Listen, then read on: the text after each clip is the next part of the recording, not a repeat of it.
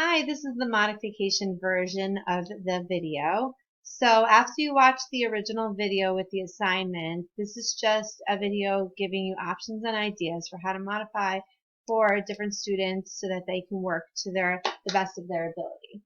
First thing I would do if I was in the classroom is I would fold the paper for the student. So ask if they want to hold it horizontal or vertical and then just fold it in half. Or fold part of it and ask them to fold it in the other direction so that they have the experience of folding it. Okay, so the object of the lesson or the objective is to create something that's balanced using shapes and spaces. So we want clear lines and we don't want a lot of shapes that are unclear or drawn really very fast so that it's going to be hard to add color and paint next time. So we have a couple of options. We can use stencils, are amazing, or any kind of a pattern. This is not going to be a cut and paste lesson only because we will be adding another element to it next month. So since I mentioned that, save the work when we're done and please do not color it this month. We will talk about that next month. So since the objective is just to draw something that's symmetrically balanced, essentially whatever is drawn over here just needs to be repeated over here. And the three ideas that I offered in the last video were an insect, something that's abstract, which would just simply be shapes on the left repeated on the right, or some sort of a face, whether it's a human face or an animal face. Okay, so let's just talk about insect. If we can have our students draw a head on their own, that would be great. So I would say on that fold, drawing a head and a body would be awesome. And then if they could say, we're drawing a spider, draw 4 legs on this side, and then maybe even turn them into shapes, that would be even better. And then repeat it on the other side. If we're doing some sort of a flying insect, excellent, we can do that as well.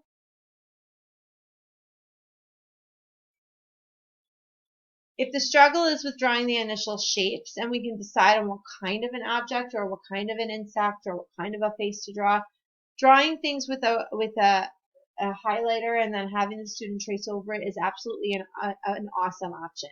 I'm drawing a marker only so that it would show up easier on the video.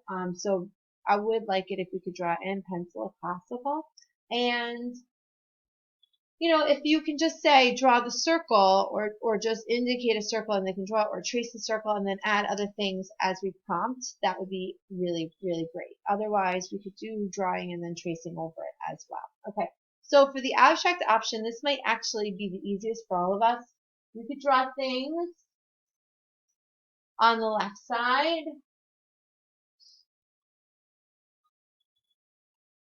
And this is where tracing templates or tracing stencils would come in really well.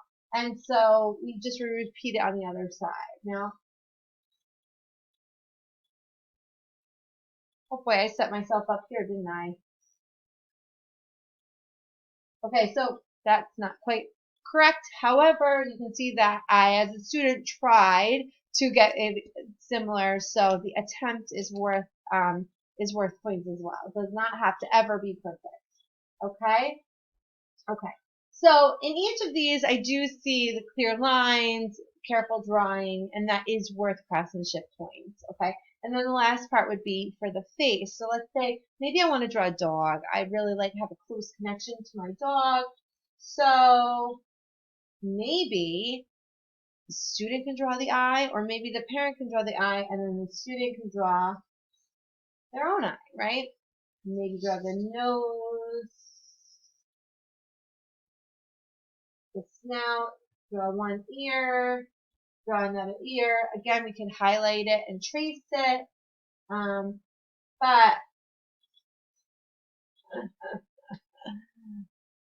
hopefully it was better than mine. But the idea is whatever's drawn on the left is then repeated on the right for symmetrical balance. Once you get something like this, if you want to add to it and make it more complicated, more interesting, add more detail, then go for it. If this is the best that we're going to get, then that's great too. Okay, so please encourage your children to watch my original video so they can get the content. And then take a picture of whatever that they create that's symmetrically balanced and upload it to the Google Classroom. Thank you.